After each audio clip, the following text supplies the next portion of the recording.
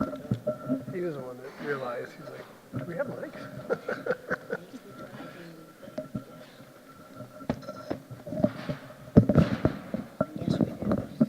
Yeah.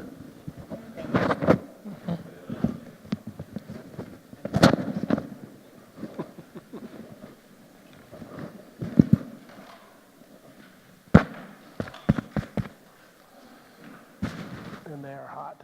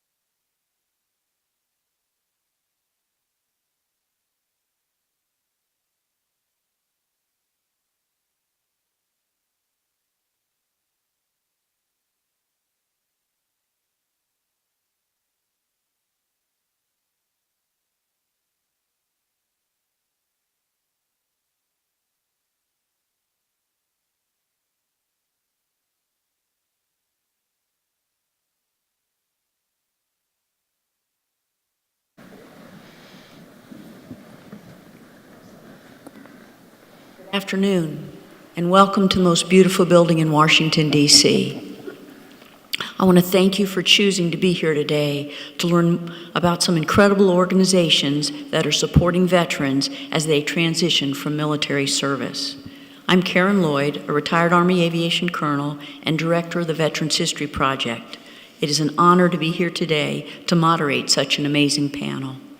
The Veterans History Project currently has over 108,000 collections that span from World War I through the current conflicts. We are proud that the majority of our collections span from private to captain, where I would suggest the real stories exist. We need all the stories so others will understand the sacrifice our veterans have made. Some of the veterans in the VHP collection served, but never were deployed overseas. Many went to war but never saw combat. Others saw combat from a variety of vantage points, at the tip of the spear, on a PT boat, in a cockpit, or at a headquarters. And others paid the ultimate sacrifice. But the veterans we want to focus on today are those who returned from service with a lasting reminder of their sacrifice. These brave men and women gave their sight, their hearing, their mobility, and many other aspects of their lives that we take for granted and return to a society that was not designed for their new normal. The VA and other government services are unable to provide everything they require, so out of necessity, nonprofit organizations have emerged to make sure these heroes have the support they need to move on with their lives. Our partner in this event, Homes for Our Troops, is one of those organizations. Homes for Our Troops builds and donates specially modified houses for severely injured veterans so that they can live the lives they did before they were injured, taking care of their family and their home with undue hardship. Our expert panelists represent not only Homes for Our Troops, but several other organizations dedicated to helping injured vets adjust to a world where accessibility and accommodation are all too often an afterthought, if it exists at all. The Elizabeth Dole Foundation, Hiring Our Heroes, and the VA all work tirelessly to ensure our veterans have the tools and resources they need. Today we will speak about how injured veterans can identify and access these resources. Our veterans have sacrificed so much to keep our country safe. Helping them live a more normal life is the absolute least that we can do for them. My goal is that this event inspires everyone within earshot to start thinking about what they can do for the veterans in their community, and a call to action to get involved with efforts like the ones you'll hear about today. So let's take a minute to meet our panelists and hear a little bit about them. First, we have Eric Eversole, President, Hiring Our Heroes, a program of the U.S. Chamber of Commerce Foundation. Eric. Thank you. Eric Eversole, President of Hiring Our Heroes. I'm also a currently serving Navy Reserve officer in the JAG Corps. I have been doing that for 23 years. Hiring Our Heroes was an organization that was created by the U.S. Chamber of Commerce back in 2011. We were seeing a nationwide crisis of veteran unemployment. We had tens, if not hundreds of thousands of service members coming back, post 9/11 service members coming back to a very, very tough employment situation. In fact, by 2011, for that post 9/11 veteran population, unemployment was over 11%. And so the Chamber, utilizing all of its state and local state and chambers of commerce, started hosting hiring events throughout the country. In the first 3 years, we did nearly 800 hiring events, and since that time, we've done over 1,100. As we've worked to really reduce veteran unemployment as a whole, we knew that there were still significant populations of service members and their family members that continued to struggle. So as the unemployment rate has dropped, we've started to look at those targeted populations, transitioning service members, military spouses, caregivers, wounded, ill, and injured service members, to make sure that we can continue to help them find the meaningful employment opportunities they so richly deserve. Thank you very much. Steve Schwab is the Executive Director of the Elizabeth Dole Foundation. Steve? Thank you, Karen. It's an honor to be here this afternoon. The Elizabeth Dole Foundation was established in 2010 out of a really profound personal experience by my boss, Senator Elizabeth Dole, who, if you know anything about Elizabeth Dole, has had an unbelievable 40-plus year public service record. But something that a lot of people don't know is that she has tirelessly, lovingly acted as her husband Bob's veteran caregiver. At 95, he's doing well today, better than he was at 94 actually. But he's had his medical ups and downs. And in 2010, after serving nearly a year at Walter Reed at his side, she came to know the plight, the stresses, the anxieties, and the burdens, frankly, that a lot of caregivers, military spouses, mothers, fathers, siblings, and other loved ones were shouldering to care for their wounded warriors once they leave the hospital. And so we established the foundation in 2010. We started by doing evidence-based research with RAND, and that study told us that there's 5.5 million military and veteran caregivers across America. And these folks are experiencing depression, immune deficiency issues, cardiac issues, all because of the hours that they're putting in addition to raising their families, trying to hold down a job while taking care of their loved one at home. Tomorrow is September 11th, and it's been 17 years since the longest period of war in U.S. history has started. And we as a nation are still learning what it truly means to take care of those who have gone to war since that time. And one of the biggest phenomenons that we've realized as a country is how many of these veterans need to be cared for in their home, and how it's transformed the needs of families and caregivers and the community, frankly, and certainly the VA, and how we need to treat, train, prepare, and care for veterans and their loved ones at home. And so that's what we focus on at the Dole Foundation. Wow, thanks, Steve. Next, Brigadier General Tom Landemeyer, President and CEO of Homes for Our Troops. Tom? Thanks, Karen. So I had the distinct honor and privilege to serve for 33 years in our nation's Army, and served with distinct pleasure with some of the folks inside this room. And then for almost 2 years now, have been working with Homes for Our Troops. Our mission, as Karen actually said pretty well, so she could almost be one of our ambassadors. But we build specially adapted custom homes across the country, and then we donate them to the most severely injured post 9/11 veterans to enable them to rebuild their lives. So our mission, even though we're a national 501c3, we really see our mission as the moral obligation of our country to pay back in very small part a huge debt that can never be completely repaid to the troops and their families that they raised their right hand, they volunteered, they served very selflessly, and they sacrificed tremendously for the freedoms that we're allowed to enjoy every single day. We've built 261 of these homes in 42 states so far. The homes themselves are they're on about an acre of ground, about 2,700 square feet, 4-bedroom, 2-bath. They're really built with 40 plus special adaptations inside. They're really built for a twofold reason. One, to allow that veteran to regain some of the freedom and independence that they lost when they were injured. And also, from the spouse and caregiver side, to reduce the stress and the burden on our spouses and caregivers and let them get on with rebuilding their lives as well. There's a few things that are unique to our organization when you start looking at others in our space. One, the veterans tell us where they'd like to live. We go out, find the land, bounce it off our veterans and make sure that's what they want. Then we buy it and build them a home from the ground up.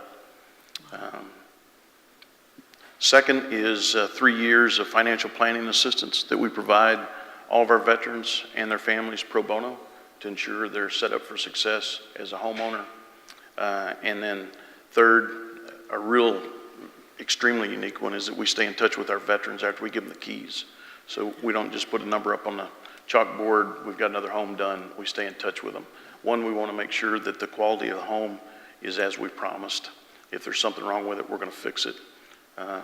Second, we need feedback on those special adaptations that we put into the home to make sure they're working for the veterans and the families. Back in Taunton, Massachusetts, at our headquarters, we can't tell if they're the right adaptations, but the families living them day out and day out, day in, day out can. And then third, what's important to us is rebuilding lives aspect. We want to know how they're getting on with rebuilding their lives. So glad you're here today. Next, we have Sgt Curry and his lovely wife, Sam, American heroes to the core. You take my breath away. I want to thank you for coming today to be a part. Thanks, Karen. So I'm Army Sgt Stephen Curry. I served 5 years in the Army as an infantryman, deployed to Afghanistan and Iraq. My last deployment, I was injured by a roadside bomb, which resulted in the amputation of my left leg below the knee. The reason I'm here today is in 2016, I was provided a home by Homes for Our Troops, and it's really helped my well-being and my family's over the past almost 2.5 years. Just getting back into a normal way of life and rebuilding our lives and just help me out physically as well. Sam, few words. I'm Samantha. I am the caregiver spouse of Stephen. I will definitely say that the last couple of years has been amazing because of the house that we were given. Definitely has opened up lots of doors for myself and our girls and even Stephen most recently. So yeah. Great, thank you. And last but not least, Jason Beardsley, who's an advisor to the Veterans Affairs Secretary. Jason. Thank you. So I'm Jason Beardsley. I spent about 22 years in the military, both in the Navy and the Army, and had the pleasure to serve in our special operations community and see a lot of the work that gets done on the forward edge of the battlefield. I came over to the Department of Veterans Affairs this summer to represent our veteran service organizations, and in that role, represent them on behalf of the Secretary of the VA. And part of that is doing exactly what I think most of you have laid out here in the panel, and it's humbling to be here, one with heroes, fellow service members, thank you, all of you, but also to hear about the way you're each really servicing the veterans past their experience. And it's one of the most important things, and of course that's what we do in the VA. We're tasked with taking that service member and closing the loop between their service and then the rest of their career, their life's career. And I think somebody said it best here, but finding that next mission, and sometimes that's very, very difficult and very challenging because of what they've seen in the battlefield. So from hiring to building homes, to being the veteran that actually found that next mission and has turned around as a caregiver to teach others and train others is exactly what the VA supports. We can't do all the work ourselves, and so we rely on our community and caregivers to help us with that. Very honored to be here. Well, thank you, Jason, very much, and thank you all for being here. And so now that you've met the panelists, let's start the discussion. So Eric, your organization focuses on veterans transitioning to the civilian workforce. What should veterans know about this transition, and what are the resources available to help equip veterans with transferable skills? Well, that's a great question, and I think it's a question that quite honestly has evolved since the time we started doing our work back in 2011.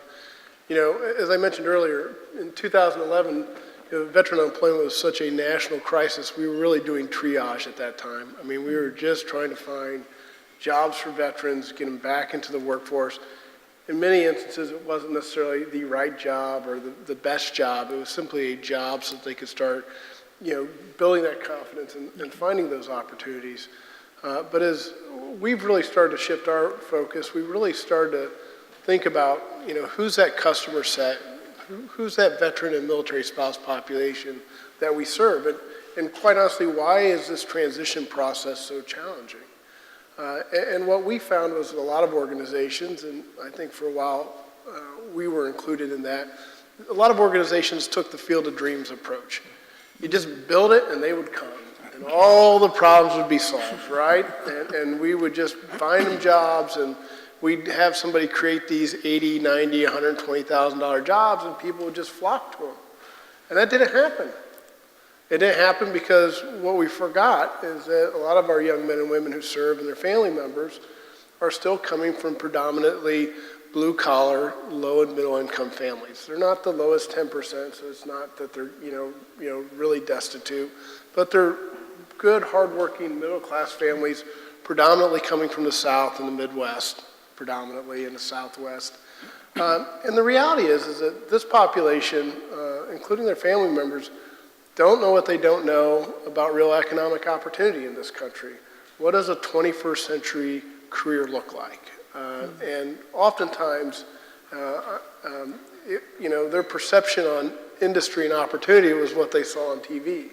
So if you ask them about transportation industry, it's like Smokey and the Bandit. That's their image, is bar fights and, outrunning the law with bootleg liquor. Manufacturing was like Laverne and Shirley. And these industries and these opportunities don't look anything like what they did 30 or 40 years ago. Go visit a Toyota manufacturing facility that is so clean and so technologically advanced, you can eat off the floor. And you start to look at, in transportation and, what these opportunities look like. So one thing I would say about what we've learned about, from the outset is you really have to help these young men and women who have sacrificed so much understand what real economic opportunity, what the American dream looks like.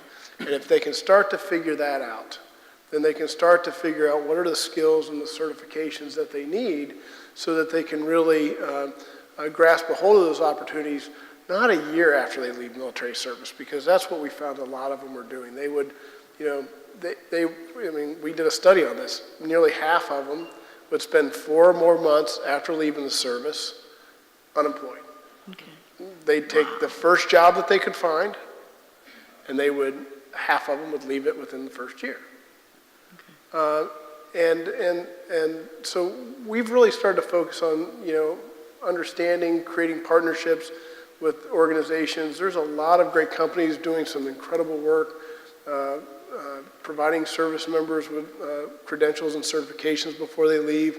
Microsoft has this great software and services academy that are providing, I think 90% of their graduates are graduating and getting jobs paying $90,000 a year within the first year. We have a corporate fellowship program where we take active duty service members right before they get out, pair them with a company. About 90% of our fellows are getting hired for about $90,000 a year. And importantly, they're staying in that job for more than a year. So I think overall, we can't just assume that if we just create jobs that they're going to flock to them. We have to take the time to understand how do we help train them and help lead them so that they can continue to serve our country in a slightly different uniform. Yeah. What an amazing series of lessons learned. Thank you for sharing. Steve, you mentioned the 2014 RAND report, and what was significant from my perspective that it said that military caregivers are the best chance a wounded warrior has to thrive and recover. What makes caregivers so important, and what is being done to include them in the entire treatment process? Thanks for that question, Karen.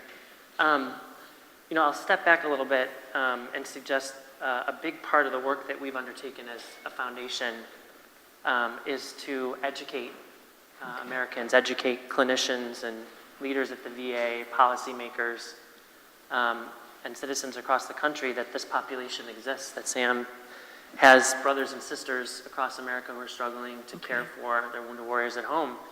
And so the study that we did pointed out an alarming statistic that there's millions of these folks in every corner of the country, right? And so we had to bridge a cultural competency divide, which we've been working on for the last number of years, to bring leaders in the VA, all of our policymakers and mayors across the country up to speed that there were another set of needs beyond the needs of the veteran proper, right? And so the study said, as well, the headline that you just highlighted, which is that statistically and scientifically, the most direct way to improve the health of the veteran is by strengthening, training, educating, and fortifying that caregiver. So if Sam is strong in her beautiful home, outfitted for the kinds of needs that they have as a unique family, they're going to be a stronger family, right? So when we finished analyzing the study, we learned that one of the big gaps that was happening inside of the system, the VA system, was that caregivers were not being integrated into the medical team. And it varied center by center how the caregivers were being integrated. So we started a new program funded by USAA to train doctors, nurses, and social workers on how to integrate caregivers into the medical team. And so it's called the Campaign for Inclusive Care. We're working across the VA system right now to train clinicians and social workers primarily, how for the first time really to bring those caregivers in from day one, and how we make caregivers an active part of the care process. I mentioned earlier that services and support for veterans are largely moving toward the home. The VA is moving really, really quickly through an initiative called Choose Home to really shift the paradigm for care from those institutions that are based in every region across the country to remote care in the home. And so we're working really closely with the VA on developing innovative ways that families can receive those services and support without even leaving the home, which allows folks like you guys to get care easier without having to travel, hundreds of miles to do that. Wow, that's amazing. You mentioned that your study had identified a gap, and that gap was that the organizations didn't understand that across the U.S. there were all of these caregivers. Are there things that the Elizabeth Dole Foundation is doing to cause those caregivers to have opportunities to learn from each other? Absolutely. Thanks for that question. There's essentially 9 areas where there are significant gaps in support as a result of the study. And folks have probably heard, many of these: mental health support, care and support at home, which I just mentioned, employment and workplace support, which Eric's organization really is leading the way on, and many others. And so what we've done, and I'd say the most important effort we've undertaken of late, is something called the Hidden Heroes Communities Program. We're working with mayors and community leaders in 120 communities across the country. We were just in Minneapolis last week launching their initiative to work with those local leaders and to make assessments on the ground in communities like Minneapolis and San Diego, and these are communities large and small in every corner of the country, to see what kinds of services and support exists for caregivers, how we might integrate caregivers into, for instance, programs that might be exclusively for veterans, and then work with the community to teach those organizations and stakeholders how to support the veteran, but also how to support the family. I think one of the most important things that I've learned as an organizational leader in the veteran space based in DC is that there's a big divide between what happens here inside the Beltway and what happens out across America, where people desperately need help and support. So this program allows us to translate all the progress we're making here in DC from a policy and impact perspective directly on the ground in communities with organizations who are making an impact on that family, so that families like theirs can benefit in real time. And so we're teaching communities essentially how to step back and assess and care for the needs not just of the veterans, but of their caregivers and families as well. I love that holistic approach. Thank you. Tom, there are 3.8 million veterans in the U.S. with a service-connected disability. How does Home for Our Troops select which veterans will receive new adapted home and which veterans are eligible to apply? That's an excellent question, and we get it all the time. And we don't have any doctors on staff. So, as a nonprofit, again, located just outside of Boston, that's not something we can really get into the medical evaluation. So we really depend on the government to help us out. So we start, one of our initial criterion for eligibility for our program is actually veteran must be eligible for the Veterans Administration Specially Adapted Housing Grant. And it's a program that is congressionally appropriated, as well as the eligibility requirements are established by the Congress. So we're dependent on them to actually evaluate the veterans and determine the ones that have the most severe injuries. And these really fall into the areas of loss or loss of use of multiple limbs, full, partial paralysis, and other things along those lines, that they would then be eligible for the SAH grant. Then once they become eligible for that, then they can apply to our program.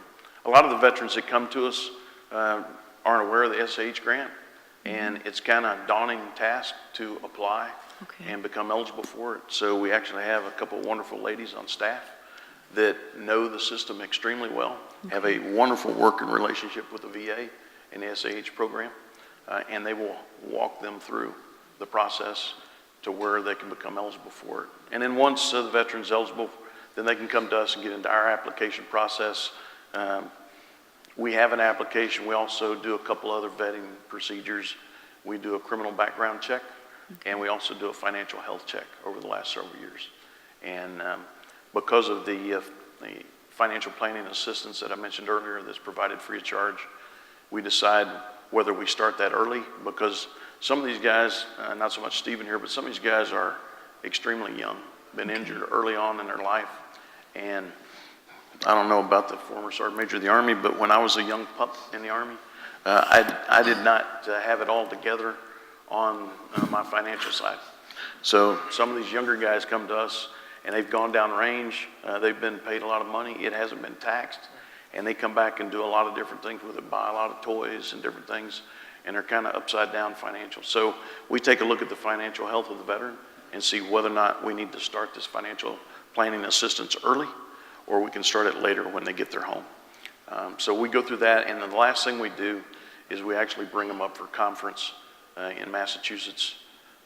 I won't say it's the home of a certain football team, because all my guys from the staff will get excited about that.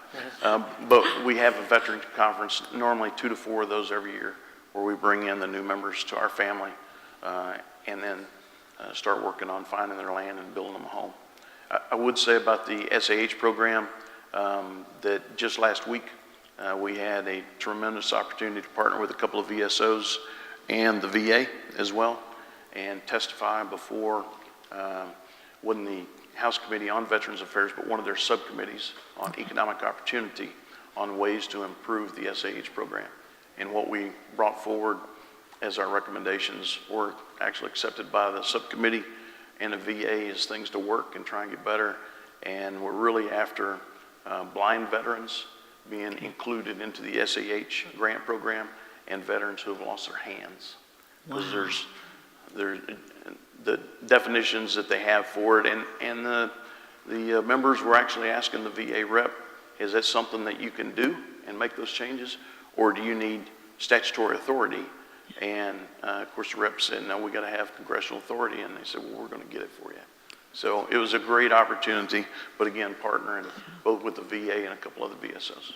I think it's great that you're using what you're learning from helping veterans to make it even better, make it a stronger program. That's great. Your organization has just published some interesting findings about how your homes empower veterans in their recovery. Can you tell us about the impact that your adapted homes have had on the lives of veterans and their families? Absolutely, and for everybody that's in the room, if you look to the seats to either side, you've got a little pamphlet that looks like this, and everybody watching, we can certainly get them to you in the members' offices. Just let us know. But I'd just like to hit a couple things on the impact. Our tagline is building homes, rebuilding lives. So building homes is really the one thing that we do, but rebuilding lives is what's really important to us. The building homes part of those numbers that I was throwing out, but those are just outputs. What we're really after measuring are the outcomes. What's really happening to these veterans and their families when they go into these homes? What are they accomplishing afterwards? So this document here, when you take a look at it, covers a bunch of those areas. We've always had, from our applications, we've had the going in information where they sit in various areas like employment and education and finances and things like that. But we didn't have the after they've been in the homes for a while. So this past winter, we devised a survey, went back out to our veterans and the families. We actually had a 64% response rate, which gives us data we know is solid. And we looked in the areas of, asking about their freedom and independence and rehabbing in a safe environment. We asked them about, again, education, employment, family, finances, all those kinds of things. And just to give you a couple of them, over 90% of our veterans responded that they have now regained the freedom and independence in these homes that they had lost with their injuries. So that was really good for us. On the education side, before moving into our homes, our veterans either had a degree, were pursuing a degree or a trade certification, only 12% of them. After moving into our homes, that shot up to 69%. On the spouse and caregiver side, we really thought we were having an impact. We honestly knew in our gut that we were having an impact on the spouses and caregivers, because most of them will tell you the story that if they have injured veterans, wherever they're living, that they sometimes don't even want to leave the house because they're worried about their veteran falling. They got really small young children falling, hurting themselves, the child. So again, it's that stress and burden on the caregivers. Well, on the education side with the caregivers, only 8% of them had a degree, were pursuing one before moving into our homes. Afterwards, 90%. Wow. And then on the employment side is the only other one I'll point out for you. And it gets back to what Eric was talking about. On the employment side, before moving into our homes and then going into them, our veterans ended up with an employment rate of 67% higher after moving in the homes. And on the spouse and caregiver side, it was 3 times higher than before they moved into our homes. So that's some of the impacts, but thanks for asking. That's huge. Well, now we're to where the rubber meets the road. Steve, Sam, pressure's on you. Can you tell us about how the home that you receive from Home for Our Troops helps you in your day-to-day life? Definitely. So I'll kind of give you a little bit of my background before Homes for Our Troops. Like I said, I was injured in 2006, lost my left leg below the knee. My physical therapy went pretty well. My leg was amputated December 1st. In January, sometime I started, in March the next year I started snowboarding. And then that kind of became a new thing for me, and I got to where I could run again. Everything was pretty normal. So when we left the hospital, we moved into a 2-story townhouse. Never really had any issues with that. And after a few years, we decided to buy a house. So we bought a 2-story house with a basement. And that first summer we were in the house, I started having issues with my residual limb. Just a lot of leg pain. I would get sores. I was wearing my leg for probably 16 hours a day. Okay. So pretty much turned into every summer, I'd spend about 2 months in my wheelchair in the middle of the summer, just letting my leg recuperate. And it pretty much took me out of the action altogether with the family. I mean, I could use my wheelchair outside of the house because our house just wasn't conducive to using a wheelchair. So my wheelchair stayed in the garage or in my vehicle, and I could get around work and the stores pretty well. But at home, I'd use crutches, and can't really do a whole lot with crutches. Your hands are pretty occupied. So I wasn't helping out with the kids. I wasn't helping out with laundry or cooking or cleaning. I pretty much just sat on the couch, kind of angry with myself for 2 months every year. And at some point we started looking for other options. We found, actually Sam found Homes for Our Troops, told me to apply a couple times before I finally went through with it. And it's honestly, I couldn't imagine how much better it could be. I mean, you think about getting a free house, that's pretty awesome in and of itself. But going from a 2-story house to a 1-story house, it changed things a lot for me. Just not having to go up and down those stairs multiple times every day, I think, has taken a lot of physical stress off my leg. I don't have the issues I used to have so often. Anytime I do feel something popping up, I can just hop in my wheelchair and get around the house, which alleviates, a small issue turning into a large issue. It's made me also become a more active participant in our family. So I don't get away with not doing laundry. I don't get away with not doing dishes or helping out with the kids. I mean, there's really nowhere in the house I can't get to, even if I'm in my wheelchair, including outside the house. So, even if I'm stuck in my wheelchair, I'm still taking out the trash. So, for me, mentally, it's helped out a lot because I don't have to get stuck in a situation where I can't participate. Okay. It helps me and Sam out, because if I'm grumpy, she's grumpy, and we're, kind of just, there's a lot of friction there. I'm sure our kids saw that, so that alleviated that. And then, I won't speak for Sam, but I'm sure it alleviated a lot of stress on her part as well. Okay. Sam, what are your thoughts? How has it helped? It's been honestly pretty amazing. I think there's 2 stories I always think about when we lived in the 3-story house with the basement. One, I remember coming home one day and he was hopping down the stairs with our infant in his arms and should not have been doing that. He eventually scooted on his bottom, but still wasn't safe. And living at the other house, he would always, in the middle of the night, would just hop and go straight to go to the restroom if he needed to go. And at the new house, that doesn't happen. I mean, there's no stairs. I hear him in the middle of the night putting his leg on and actually walking, and we don't have little kids anymore, so he doesn't have to carry them, even though they still like to be carried sometimes. But it definitely has relieved a lot of stress. I feel like we communicate better because we're not so stressed about anything in regards to doing things around the house. I feel like he lives a more free life. He loves going outside and working in the yard. We have chickens and a garden, and he loves doing that. So I feel like there's freedom for him to do that now too. He'll even go jump on the trampoline with the girls and do backflips, which I think if we still lived at the old house in the summertime, that wouldn't happen, because those probably 5 to 7 summers that it did happen were very stressful. He wouldn't play with the girls just because he couldn't. It's not like he didn't want to, he couldn't do it. And you could tell it was devastating for them, and they love how active he is now, even though we're definitely not on the younger side anymore. It's so fun to watch your interaction. That's so cool. Yeah. Steve mentioned about caregivers, and you're a caregiver. Could you expound upon what that's been like and how you've reached out to other caregivers or they've reached out to you, and if that's made a difference, and if so, how? Definitely. I will say he's made my job pretty easy in the caregiver aspect right after the injury.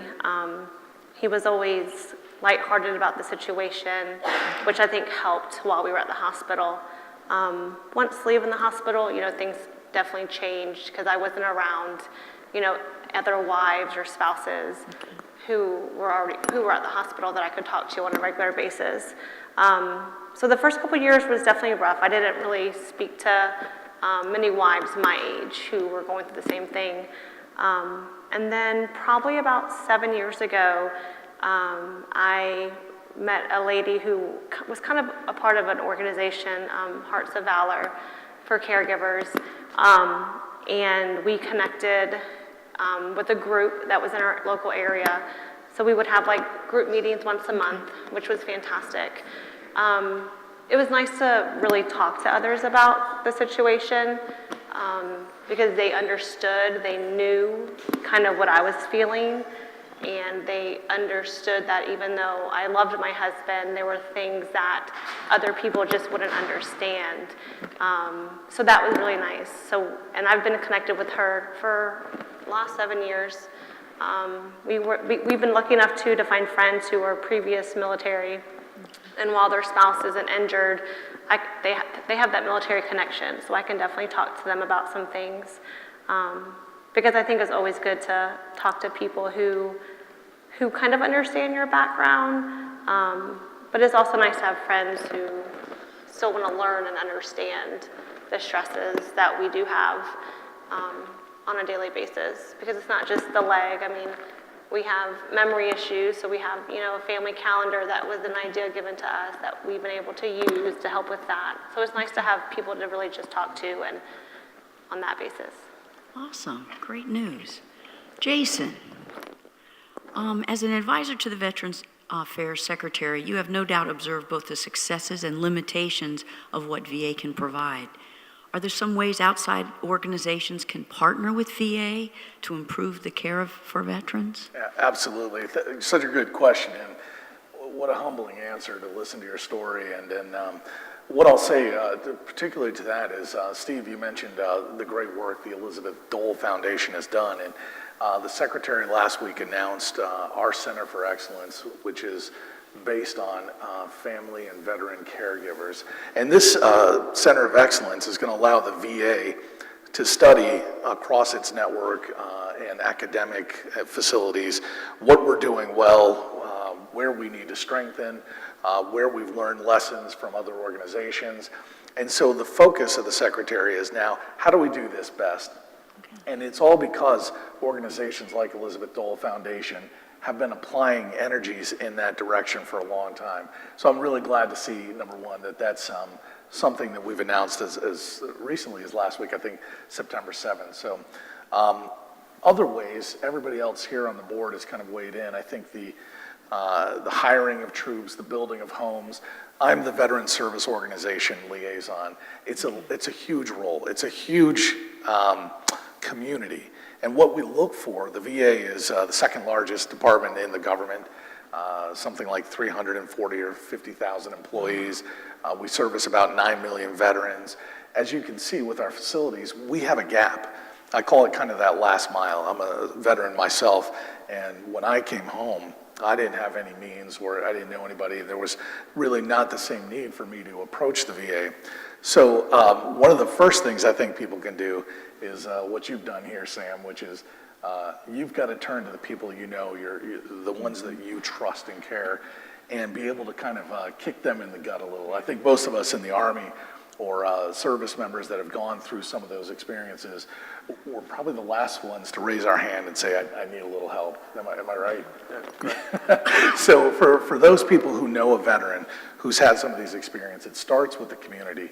And this is where the VA really relies on those service organizations to know our community members, our service members, and know what they're missing so that someone can actually put them in touch with the right type of organization that can actually facilitate their benefits. I think somebody else mentioned how daunting the task can be because there are 3 different administrations, from health to benefits to National Cemetery, and they each handle a number of different things that a veteran might go through in their life. So we have essentially a large conglomerate of services that are very difficult to navigate if you haven't had the experience with it.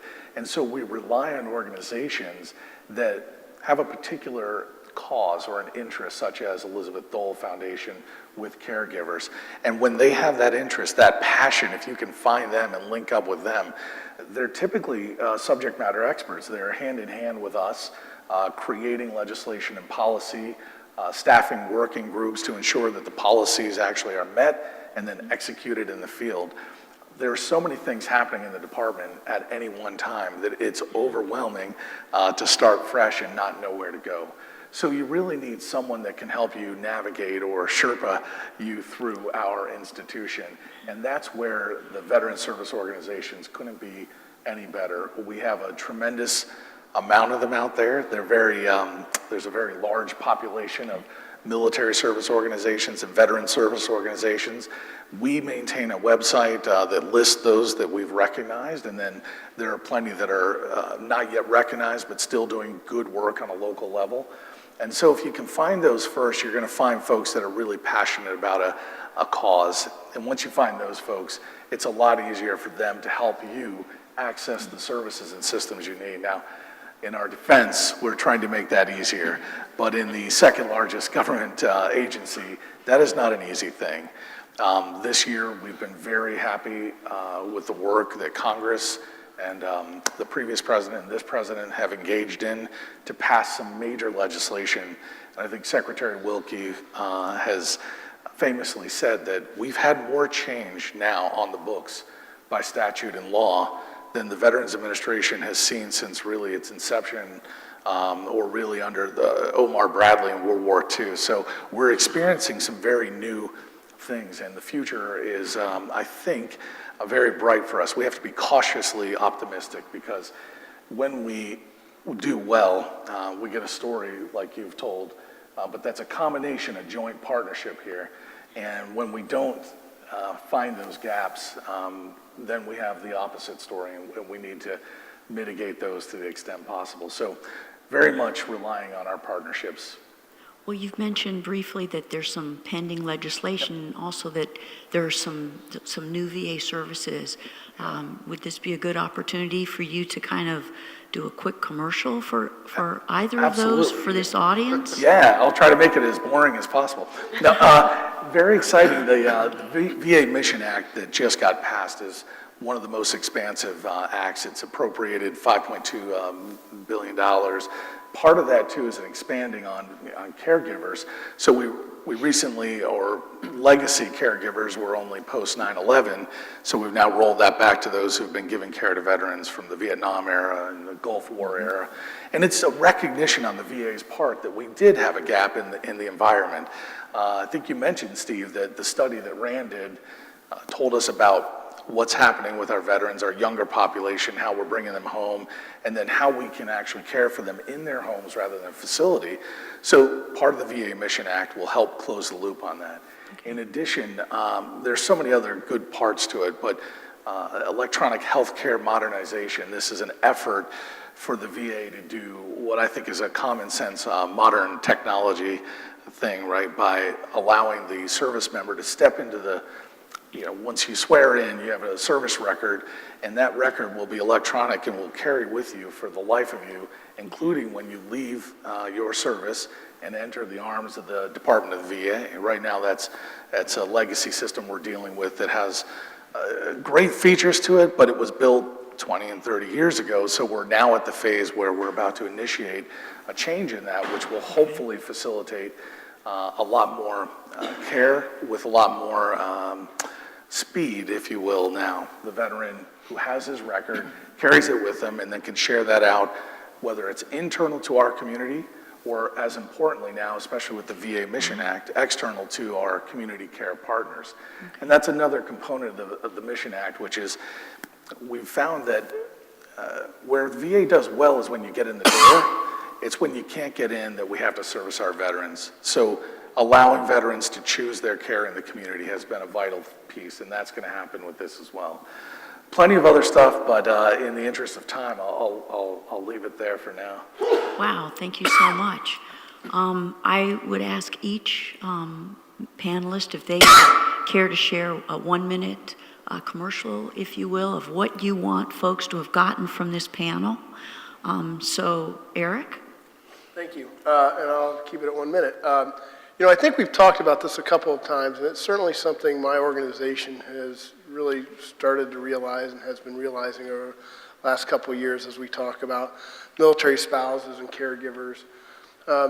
You know, from our organization's perspective, and as we continue to serve those who serve, we look at service a little more expansively than just the person who puts on the uniform. I think if there's a gap between the civilian-military divide, I think there's a chasm between what our country knows about military spouses and caregivers and the service and the sacrifice that they made. As we get into September 11th tomorrow and closer to Veterans Day, you know, I'd ask those in this room and those on the webinar to really think about military spouses and caregivers from the vantage point that they serve too. They've served and sacrificed for our country, and as we think about how we can meet their needs, we need to think about the entire family that serves around that service member. Thank you, Eric. Steve? I'll just say ditto. Eric put it really well. I guess I'd remind everybody in the room and those watching that, you know, less than 0.5% of our country is defending our freedom in the armed services, which means there's 99% of us who don't really understand what happens inside of military families and the challenges that have been discussed up here and that are happening every day. And so I'd like to remind everybody that our job really is only just beginning. The veterans who are continuing to come home from this longest period of war in U.S. history are bringing complex needs and issues to the home front, and they have a family and community around them that need to be embraced and supported. And it's up to all of us to ask what we can do. So inside of our employers and our churches, our community organizations and our neighborhoods, seek out your military family neighbors. Sam and Stephen would probably say that they're reluctant to ask for help, but if you find them and you offer, usually they'll take you up on it. And sometimes it's the simple things. We know, for instance, most of our families just need a break. Babysitter, cut the lawn, help them get the groceries, those sorts of things. But it's really up to each of us to seek out those neighbors, friends, family members, and see what we can do to help them. That's awesome. And that really falls in line with what we believe at the Veterans History Project, which is listen, really listen to the veteran in your life and let them know you are listening. Tom? Thanks, Karen. For everybody here and tuning in, the first thing I do is challenge every single person to just reach out and touch 5 people and help with awareness on what you heard about today. The organizations you heard about, go ahead and check us all out. And then specifically for us, we've got 1,000 to 1,200 more of veterans like Stephen and caregivers like Sam that still are in need and really deserve these kind of homes. So we got a lot of work to do. The second thing I'd say for the staffers and members that may have tuned in or will tune in and watch this over the coming days is we discussed some of those things with the SEH program, the grant program, that needs some changing to bring some work out. We're leaving some veterans behind in that program right now. So I would ask them to go back and support the efforts of the Subcommittee on Economic Opportunity as they move forward with that with the VA. And then last, I would also say for both my cohorts here in other charities that both mentioned about volunteering, helping out, and you don't have to wear a uniform to be serving. All charities out there, all of us need volunteers. We won't succeed without our volunteers. So get online, check us out, and get out there and help these veterans. Thanks. Well said. Steve? I'll hit on a little bit of what Tom said. The road to recovery for service members like myself really is really built on a combination of organizations like the VA and all of the different veteran service organizations. So, if you know of a program that the VA offers or a veteran service organization out there that could help out a veteran that you know or in your family, it's a really good idea to give them a push, give them a kick in the rear to go and reach out to those organizations. Because like I said before, I would not have applied to Homes for Our Troops, or I wouldn't have applied for the SAH grant if Sam hadn't have kind of guided me in that direction multiple, over a long period of time. And really, I would have been missing out. And I've talked to veterans who have that mindset where, I'll let the guys that need it most access that care. And while that's an admirable thing to think and feel, you really should leave it up to the organizations to decide who needs that care the most. And on top of that, like Tom said, look at those veteran service organizations, do your research, and know who the good ones are, and donate your time and your money, your resources to help these organizations out so they can help out guys like myself. Great. Thanks, Steve. Sam, thank you for all that you've done and your support of Steve. It's great to hear that you're behind making a difference. Definitely. Thank you. And your thoughts? I would definitely just say to any caregiver out there, find somebody who can be there to support you if you need it. Or maybe if you know a caregiver, and maybe you're not one, but you know one, always just ask them how they're doing. Do they need something? They'll probably be like me and say no, but I think that they'll understand that somebody is still there and someone still cares and is asking how they're doing for sure. If somebody asks you what you needed and your tendency is to say no, what's the one thing they could do that would brighten your day? I think really for me is, I think just them asking, even though I say no, just that they will initiate and ask a question. Or even if it's just asking, how are you doing? Or how's the family? I think just asking for me is much more than anything than not asking. I think that even goes with saying with like an injured veteran, don't just stare at them. Most of them will be willing to talk about it, even if it's just like, I'm okay, but just ask. Definitely just always ask. That's really good advice. Thank you.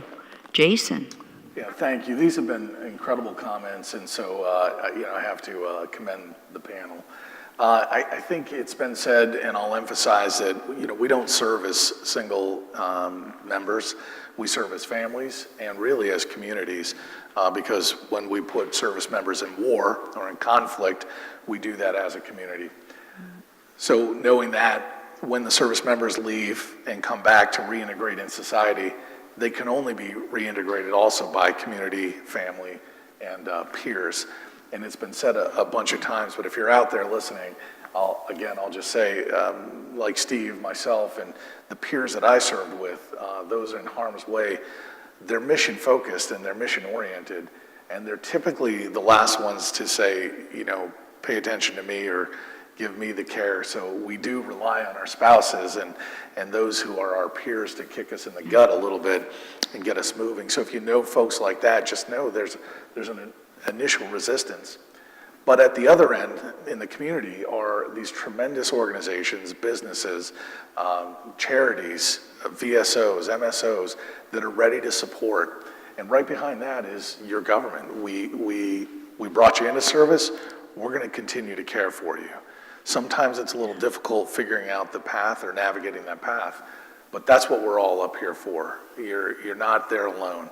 So if anybody hears this message out there and feels that way, it's time for them to kind of tap out and say, hey, I need a hand. And you've got plenty of people ready to help you.